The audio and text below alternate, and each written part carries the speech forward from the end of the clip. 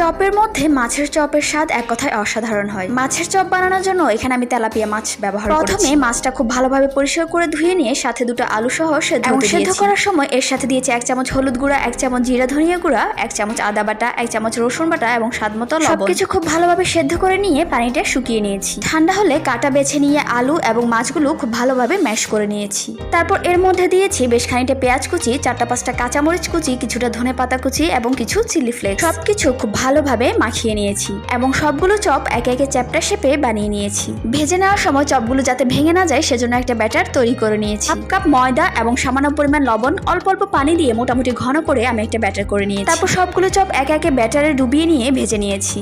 আর চপগুলো ভেজে নেওয়ার সময় চুলার আঁচটা অবশ্যই মিডিয়ামে থাকতে হবে। চপের এক পাশ হলে অন্য পাশ খুব সাবধানে উল্টে পাল্টে ভেজে নিয়েছি। গরম ভাতের সাথে কিংবা স্ন্যাক্স আইটেম হিসেবে মাছের এই চপটা খেতে এক কথায় অসাধারণ হয়। তো আজকের ভিডিও সমাপ্তি এখানেই।